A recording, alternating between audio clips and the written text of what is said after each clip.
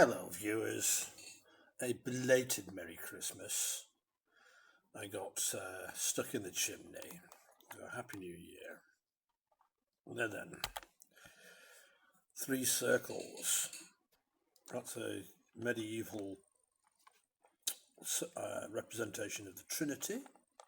We can make a hexagon from a circle quite easily, and then we can derive a pentagon from that. And this point here is regarded by Albert Durer as, I believe, the emergence of mankind. We can extend a pentagon, our pink pentagon, to make a green pentagram, and then we can define a brown triangle that intersects this pink pentagon there and those two vertices of the green pentagram there. Now we can define a blue Newcastle brown pentagram that's the same length as our triangle, and within there there's a pentagon which remarkably will just fit, when you put it on the base of it, the original hexagon. Now it's not perfect, you can see on that it just hangs over, but it's remarkably close. Now we need to work out where to put the brown triangle relative to the blue pentagon in order that it will fit.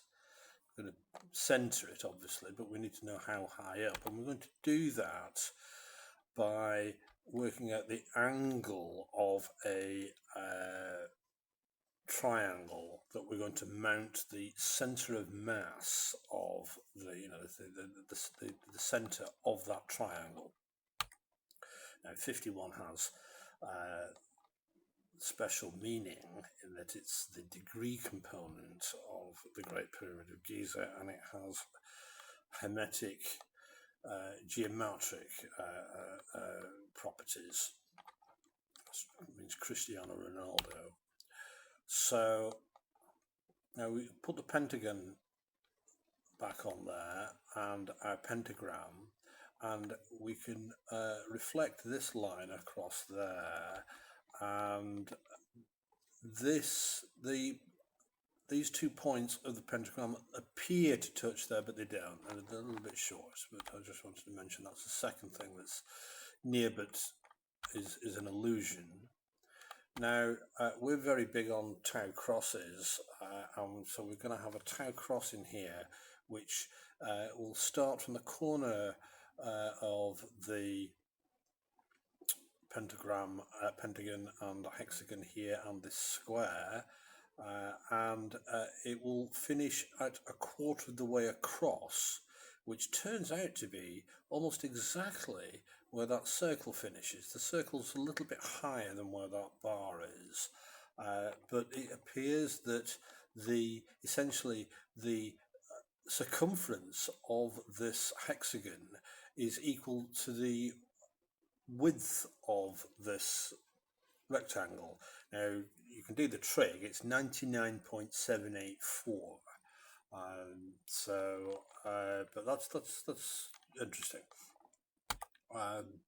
So what that means is that this tau cross needs to be 1/12 of the distance from the center, or obviously 7/12 from the left hand side and 5 from the right. So we've got our pyramid here, and we need to build our pyramid now. So to do that, we're going to use the 3 best bits in geometry. Now Kepler says that the 2 best bits are Pythagoras and phi, so we need a third thing, and I'm going to add pi, such that this triangle is such that the long rectangular side has a length equivalent to that of a circle with the short side as its diameter. So if I roll that down this hill, it will turn 360 degrees before by the time it reaches the bottom. So that's that. The Pythagoras triangle is 3, 4, 5. We all know about that. And then the phi triangle is such that this short green side forms a golden ratio with the short blue side. And if you like, geometrically, that means that if we put a golden triangle on this blue side, then this side is equal to the green side there. Now I'm going to put a horizontal line there, and I'm going to draw a yellow line from the green phi triangle to the red pi triangle and mark where that crosses the horizontal. And then I'm going, this is the hardest bit, and I'm going to draw another line from the corner of the blue Pythagorean triangle through that dot that we just defined, and where it intersects a tangent at that origin point, right, that's obviously perpendicular to this green line here, that is going to be the left side of our pyramid. Now we've got some extra requirements that we need a parallel line to the base of the pyramid, and we're going to create that with a chord from this point here, right? But we've also got this tau cross, and that has to have its base again at the corner of the green phi triangle. Now we know where the tau cross is supposed to be relative to the base, so we're going to have to twist our circle a little bit, we have to twist it a little bit in order that the green is fitting in with the brown. Okay, now if we reflect this hypotenuse of ours, then we will get the centre, obviously, of that circle. And we can draw a line from the base of our green triangle, our phi triangle, through the centre up to the top, and if someone was to provide me with a P, I'd have a nice Chi-Rho symbol. Now finally on this circle I want 3 arbitrary angles of 63, 21 and 20 dead. I don't want you to be within further than a 50th of a degree from the absolute integer degree angles of those, and those 3 numbers are the declinations as measured at the time of Tycho's supernova, Kepler's supernova, and the Great Comet of 1577, which was recorded as appearing in the constellation of Capricorn, which has a declination of 20. Back to our pyramid and our oblong, our rectangle, and we can put 2 squares at the top of that. So this thing isn't a square, but if we go halfway across. Now the inspiration for this part of it was that crest, and I believe that that pentagram in there is in fact our 3rd of our 3 pentagrams. We always need 3. Now in the corner of a quadrant, we can put in a quadrant we can put the corner of a dodecagon, or a clock face if you prefer.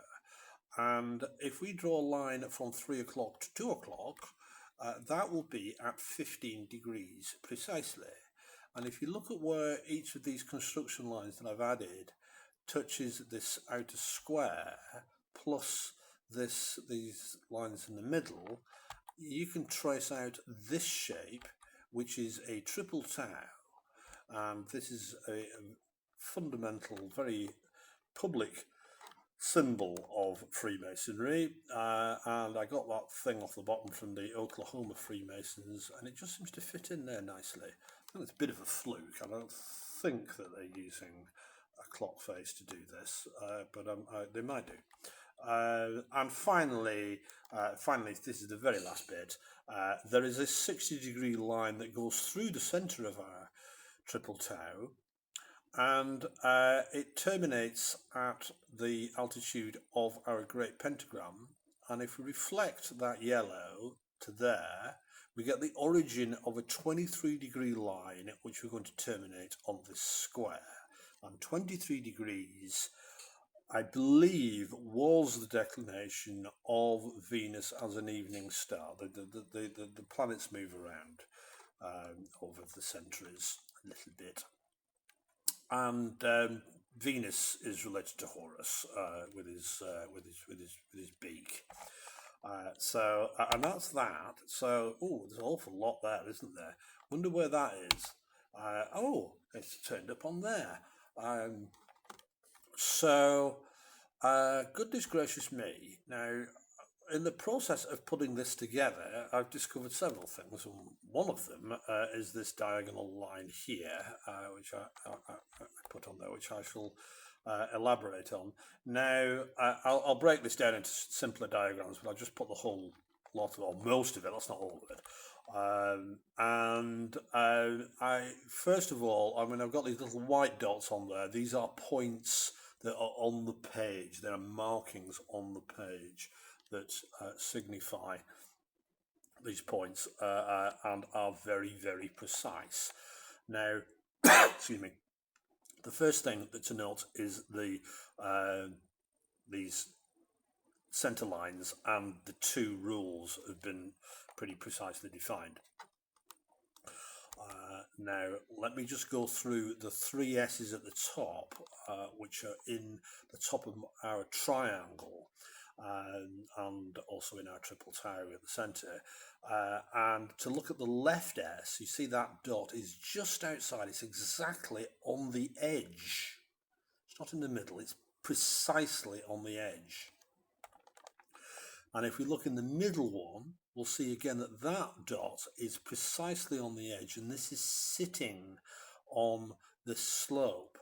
Now, the S on the left-hand side is actually moved in and down, and it's moved down in order that that dot there, which it signifies the 1572 supernova, Tycho supernova, is in line with this blue line, this 63-degree line. So that's why it's slid down slightly. And then on the right-hand side, this dot in the middle signifies the 1577 comet. There's a line, a 20-degree line from this point that will go through this, which is a comet-shaped full stop. And this is one of these things that can't be perfect, but it's how has he managed to jig this so that is so close? But this point here, which is virtually in that is where this vertex is supposed to be. So I would say to you that is very, very close to it being perfect. Now, moving down to the two S's further down, we'll see again that this dot here is on the edge of the S. Right, this is sitting nicely on the side. Right. Now, on the other S isn't, but there's a line that goes straight through it, onto the comet here, and just emphasizes that line is true. And then there's another line along the center there, which hits this point, which is the terminator of our tau cross. Now, furthermore, if we extend this line down, it hits the A perfectly. That blue line is just a 60-degree line from the end of that arrow. There's an arrow there, and that will hit there. The red line is where this red line is actually going, so it's a little bit further up. Actually, the square needs to be slightly bigger. It needs to be adjusted, and if you do that, then we end up on the other side. Yeah, and this A is reflected up here. It fits in very nicely with this artwork. And then on the other side of this big triangle, we've got this, what I claim to be a monkey's head, and this side of this triangle slides straight through it.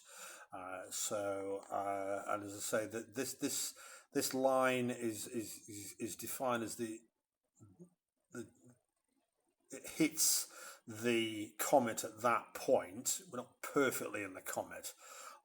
This line, as I say, terminates the tau cross, and you can just see the blue there. It ends actually on a funny little white freckle within that. That is a tiny, tiny, tiny dot. Look at it. I mean, you cannot see it on here.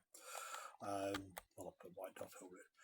So Right, now let's just have a look at these two ends in the middle, which are involved with this yellow square.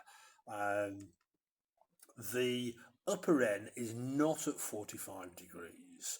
I might point out the second end is.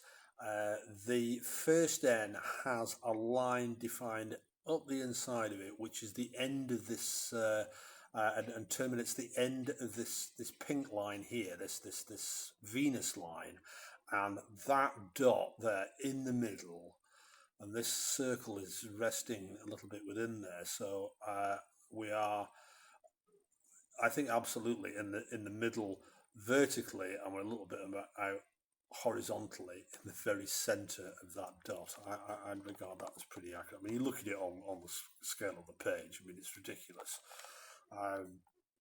Now the R here on this side, there's a dot there. That's the end of the tau. I've lost the tau cross on here.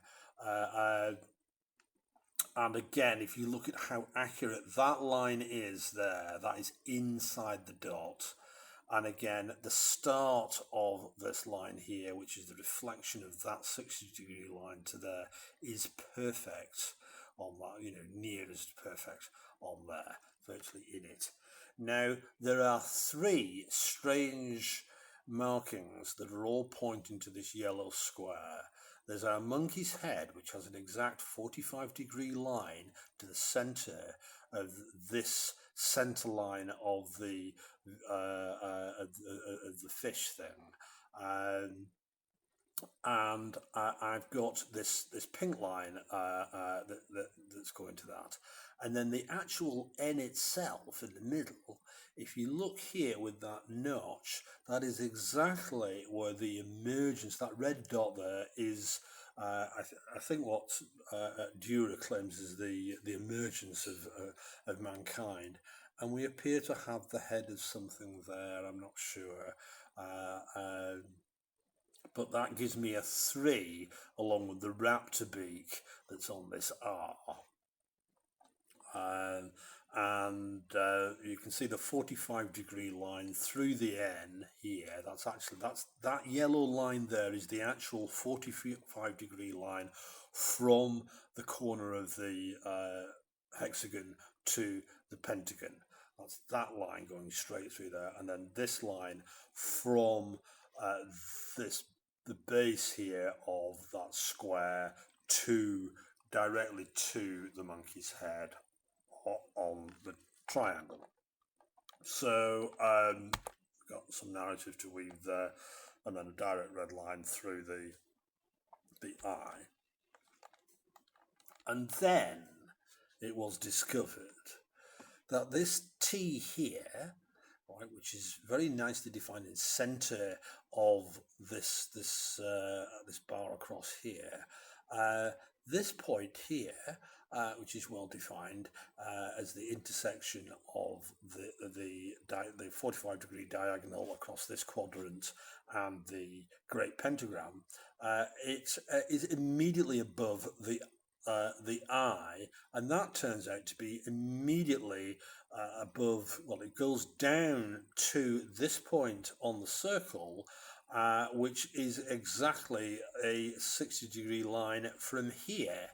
Goodness gracious me. So we've got a 30, 60, 90 triangle with this pink line here is pointing to Kepler's supernova. We've got Kepler's supernova in the right angle. How good is that? And as I say, what was astonishing was that after I dragged that out, that I realised that it's bang on the triangle. I haven't plugged this into the spreadsheet yet, but this is it all fits so perfectly. Now, looking at the circle, you'll notice that the full stops on the end of imprinted and the end of Aspley both appear to have lines. These are 51-degree lines that I took off this precisely 51-degree machine-generated pyramid here, and you'll notice that they do seem to be machined to 51 degrees. The G here is pointing at exactly 21 degrees, and in fact there is a 21 degree line straight up there to Kepler's supernova.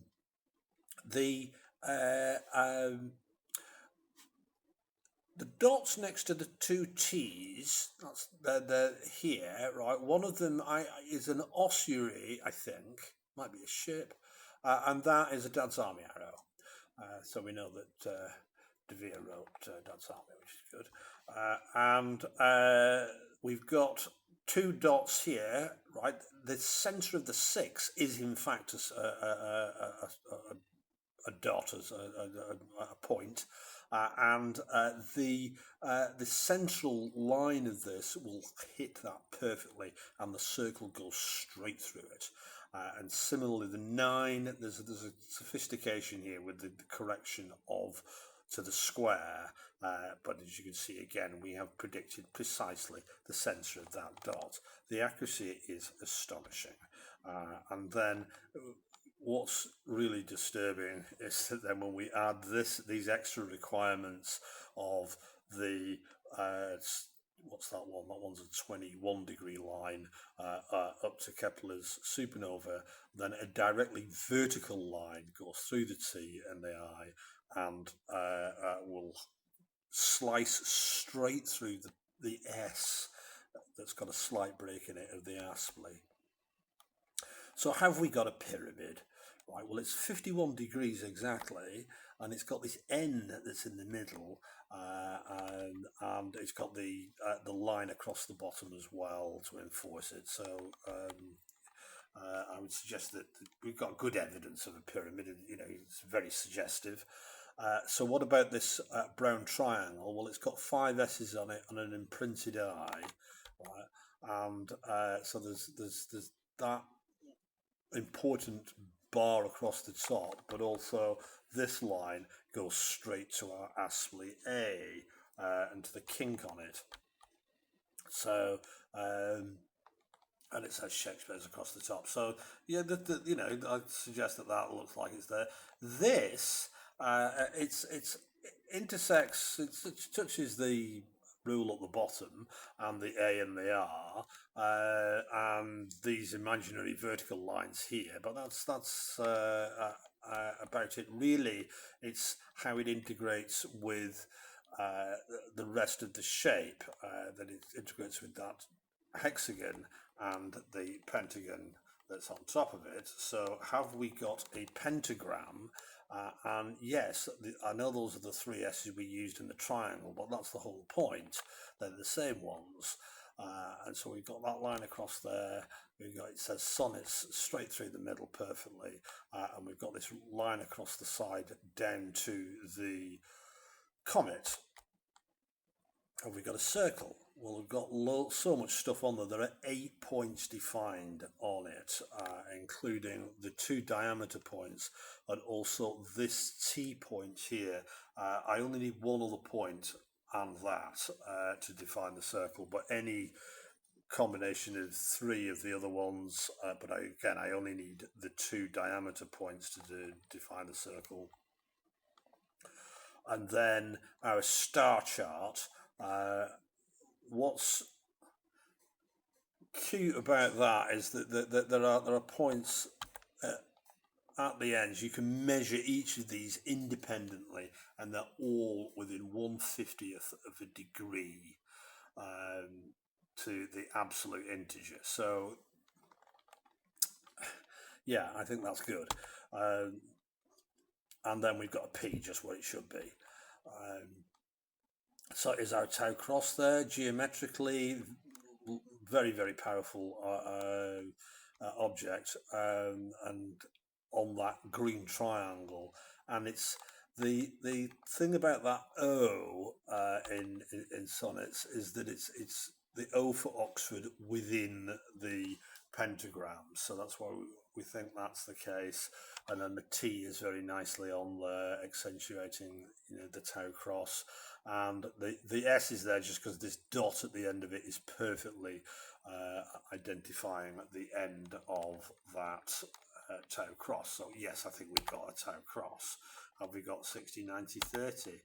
Well, we've got enough bits and pieces that are on it, including 3 A's, but it's this intersection and the integration. So clearly the large brown triangle intersects with it, in particular on the eye point, but also obviously these two edges are coincident.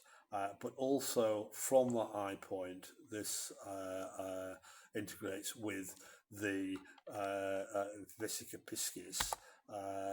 The blue pentagram cuts here at the T, but also at the T we've got the diagonals of the quadrants and how that integrates with the tau cross. And then we've got this within the circle, we've got the T as well as the supernova line, the pink supernova line, back to the A. My goodness. Now, this cross can mean a sun cross, but really what we're talking about is a chi-rho. Now, all the best chi-rhos have alpha omega on them. Now, our alpha omega is an AT. Now, you'll see that there's a white line that goes perfectly through that dot there. I'll put it on here. That white line is reflecting what's actually on the paper. It's actually from here up to the end of this rule. Now, the red line is the mathematical model, and it's slightly out, but the A is so close to that that we know that the A should be on the model. So we know that this is a compound error and that they have, in fact, screwed up on that upper rule, and it should be horizontal. Now, with this chi-rho, of course, it says by G, which means by God.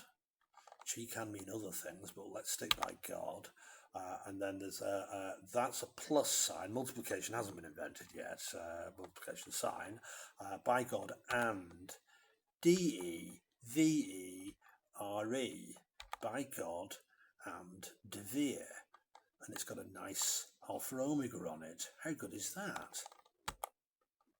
Now, when we made our chi-rho, we created a delta, right? And we've got a dirty great big dot here. So that gives us our delta dot, which is a famous signature.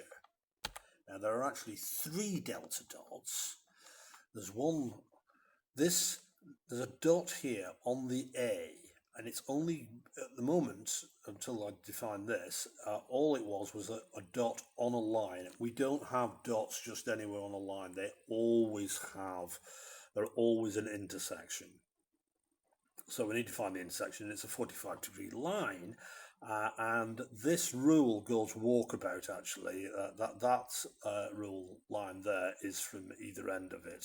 So you can see that I don't know if they're doing that deliberately to throw us off the scent, but there's a 45-degree line up there to the model version of that rule, and then 45-degree line there, which if you extended it would go straight through the N, and we've got a suspicious square serif on that N.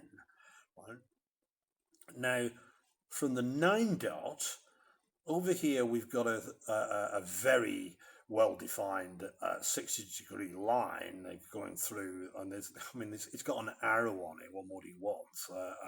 But can we draw a 60-degree line up here? What's to justify that? Because it's not 60 degrees to there, right? So why have we got to go up here?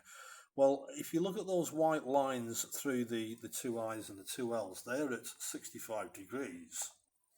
Now, a 65-degree line through that M doesn't look right, but a 60-degree line does. So that is a legitimate 60-degree line, but also it's vertically right beneath that vertex there, right?